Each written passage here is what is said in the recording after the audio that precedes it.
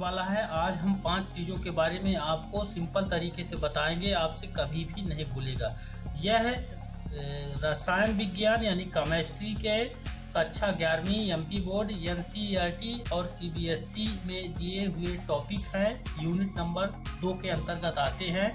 हालांकि अगर आप बायो सब्जेक्ट से संबंधित है यानी आप रसायन विज्ञान पढ़ते हैं तो आपको इन सभी के मतलब पता होने चाहिए कि आखिरकार ये है क्या, क्योंकि इनका नाम बार बार आता है।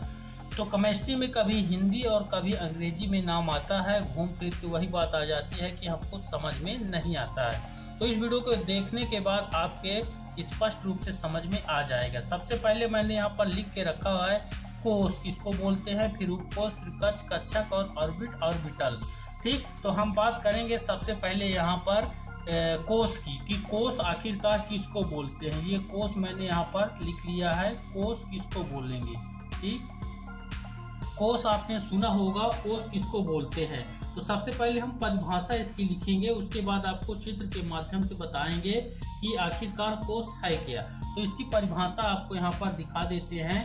देखिए, इसकी कोश की परिभाषा हम इस तरह से देंगे, या फिर यहाँ पर सबसे पहले तो ये स्पष्ट कर लें आप कि कोश जो है हमारा, कोश ही हमारा कक्ष है। ये चीज़ यहाँ पर आप समझ लें, कोश ही हमारा कक्ष है। इसी को हम कोश या कक्ष बोलते हैं। ये चीज़ आप अच्छे से समझ लीजिए, तभी आपका आगे का जो है यहाँ पर मैटर स्पष्ट होगा। कोश यानी कक्ष, और इसी को हम बोलते हैं ऑर्बिट। यहाँ पर ऑर्बिट भी लिख देते हैं, ऑर्बिट। ये 3 नाम इसके हो गए। तो देख सकते हैं कोश वही है, उसी का नाम कक्ष है, उसी को बोलते हैं ऑर्बिट। ये 3 नाम एक ही हैं। 5 टॉपिक पर बात करनी थी तो 3 तो एक ही के नाम निकले यहाँ पर। तो मुझे उम्मीद है आगे का वीडियो आपके लिए बड़े ही मज़ेदार होने वाला है। अब हम बात करेंगे कोश, कक्ष और ऑर्बिट। ये तीनों एक ही चीज हैं, बार बार अलग अलग जगह नाम लिया जाता है इनका। परिभाषा इसकी हम इस तरह से दे सकते हैं कि किसी परमाणु में, कोई परमाणु ले लेते हैं, अभी मैं चित्र के माध्यम से आपको बताता हूँ। किसी परमाणु में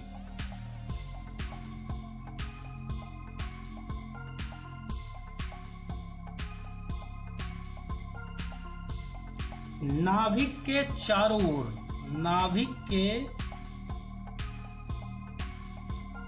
चारों ओर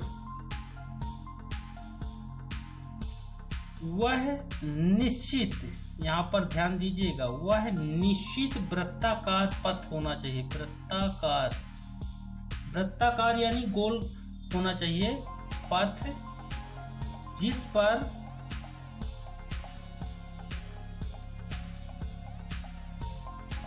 इलेक्ट्रॉन गमन करते हैं। ये हमारी परिभाषा होगी। इलेक्ट्रॉन गमन करते हैं, उसी को हम बोलते हैं कक्ष। गमन करते हैं, उसको बोलते हैं कक्ष, या फिर बोलते हैं कोश, या फिर उसी को बोलते हैं ऑर्बिट। अंग्रेजी में ऑर्बिट इसको बोल देते हैं, ऑर्बिट। यहाँ पर ये 3 नाम हमारे हो गए। ये कक्ष भी बोलते हैं, कोश भी बोलते हैं, ऑर्बिट। परिभाषा क्या है कि कोई परमाणु में नाभिक के चारों ओर वह निश्चित वृत्ताकार पथ जिस पर इलेक्ट्रॉन गमन करते हैं, उसको कक्ष या कोश बोलते हैं। इलेक्ट्रॉन यहाँ पर गमन करते हैं। तो देखिए, अगर हम इसका चित्र के माध्यम से देखते हैं तो एक छोटा सा मैं चित्र यहाँ पर बना लेता हूँ। देखिए, हमारा ये पहला यहाँ पर कक्ष हो गया यहाँ पर, और यहाँ पर हमारा जो है नाभिक हो गया। ठीक, फिर ये दूसरा वाला हो जाता है यहाँ पर, ये दूसरा हो गया, और इसी तरह हमारा ये यहाँ पर सिस्टम बन जाता है। आगे का जो वीडियो आने वाला है वह और भी इम्पोर्टेंट होने वाला है, क्योंकि उस पर हम जो क्वांटम संख्याएं हैं और उनका जो मान होता है, जो कोश होते हैं KL, M, N, वो किस तरह से डिवाइड होते हैं, उनके लिए चैनल को सब्सक्राइब जरूर करिएगा।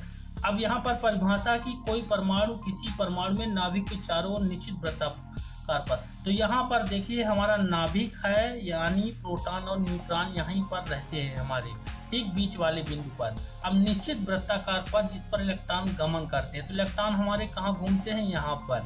यहाँ पर घूमते हैं, पहली लाइन में, दूसरी लाइन में, तीसरी या फिर और भी लाइनें हो सकती हैं। तो पहले वाले में हमारे 2 इलेक्ट्रॉन यहाँ पर रहते हैं। ठीक, तो ये वाला जो एरिया है इसको ही हम कोष, कक्ष और ऑर्बिट कहते हैं।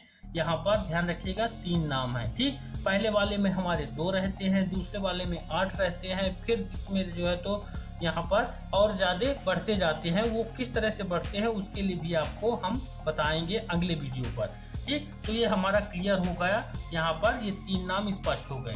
अब हम बात करेंगे दूसरे नाम की। दूसरा यहाँ पर देखिए कोष, ये हो गया हमारा, कक्ष भी हो गया और ऑर्बिट हो गया। अब हमारे बचते हैं उपकोष और कक्षक, ये बचते हैं।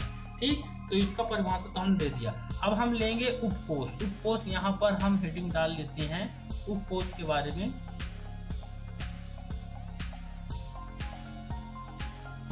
उपकोष, ये हमारे उपकोष हैं। तो दोस्तों अच्छी चीज ये है कि उपकोष को ही कक्षक बोलते हैं, यहाँ पर ध्यान रखिएगा।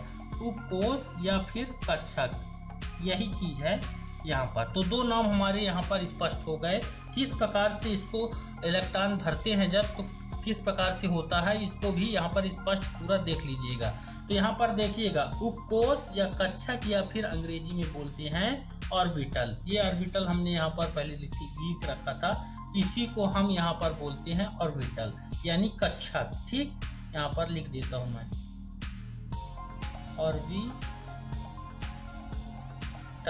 ठीक, तो यहाँ पर देखिए उपकोष, कक्षक और ऑर्बिटल। हालांकि इसमें थोड़ा अंतर रहेगा, लेकिन हाँ ये एक ही चीज। किस प्रकार से है इसको मैं बता देता हूँ। देखिए प्रत्येक कोष में, यानी इसमें, इस वाली कोष में, यहाँ पर मैं लिख देता हूँ परिभाषा ताकि आपको अच्छे से समझ में आ जाए। अच्छे से समझिएगा दोस्तों।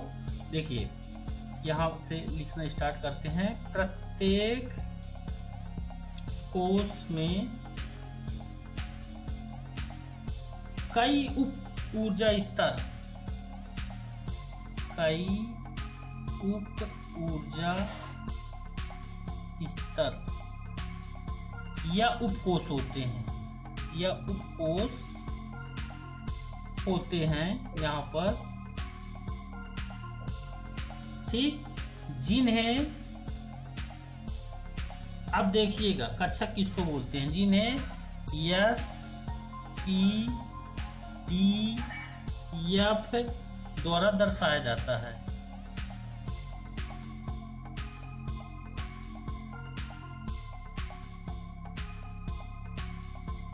ये देख लीजिएगा दोस्तों, किसी भी कोष में कक्षक की जो संख्या होती है वह n के बराबर होती है। n यानी मुख्य क्वांटम संख्या, इसके लिए भी हम अलग से वीडियो बनाएंगे।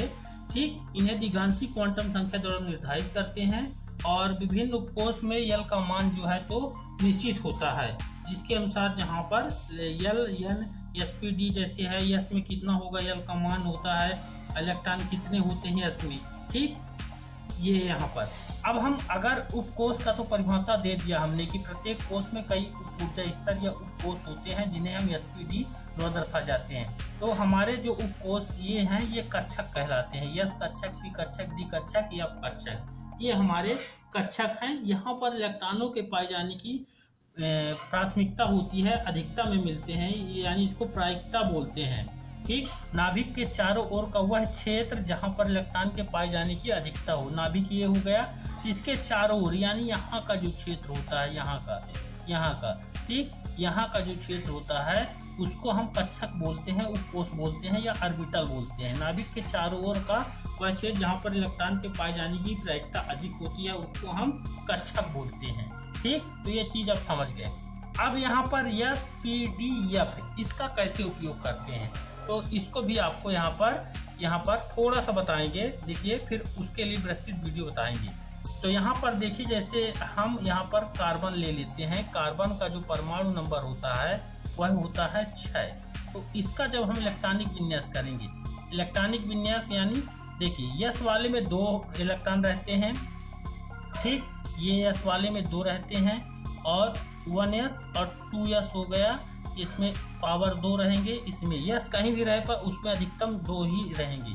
फिर हमारा 2p आता है, ये जो आपको अफवाह का नियम बताए हैं पहले वीडियो पर, उसको देखिएगा। ठीक। तो यहाँ पर हमको 6 में बांटना है, तो 2 और 2 4 हो गए, 2 हमारा बचा हुआ है यहाँ पर। ठीक, अब हम इसका बनाएंगे यहाँ पर, ये हमारे जो है कच्छक हो गए या उपकोष हो गए। ठीक, अब ये हमारा जो है कच्छक जैसे हो गया, इसमें यस वाले कच्छक में कितना इलेक्ट्रॉन है, ये डब्बा जो बनता है ये कच्छक कहलाता है दोस्तों, ये ध्यान रखिएगा। कच्छक या उपकोष या ऑर्बिटल इसी का नाम है। अब यहाँ पर हम यस है तो यस में 2 हमारे भरे हुए हैं, और हमारा जो पी है ये पी उपकोष या पी कच्छक या पी ऑर्बिटल एक ही नाम है यहाँ पर। तो इसमें 2 है, तो यहाँ पर हम एक इसमें भर लेंगे और एक यहाँ पर भर लेंगे। ये तो ये जो ये है ये यस कच्छक है, ये पी कच्छक है। इस तरह से मैं यहाँ पर लिख के बता देता हूँ। यस कच्छक में अधिकतम 2 इलेक्ट्रॉन रहते हैं, ये ध्यान रखिएगा, और ये जो है पी कच्छक है। ठीक, तो आज हमने आपको सिखाया इस वीडियो पर कोष, यहाँ पर कोष, उपकोष, कक्ष, कच्छक, ऑर्बिट, ऑर्बिटल, ये किनके नाम हैं। मुझे उम्मीद है आप समझ गए हैं अच्छे से। तो वीडियो को लाइक करिएगा और अगले महत्वपूर्ण वीडियोस को पाने के लिए चैनल को सब्सक्राइब करिए जल्द से जल्द। तो मिलते हैं अगले वीडियो पर, तब तक के लिए धन्यवाद।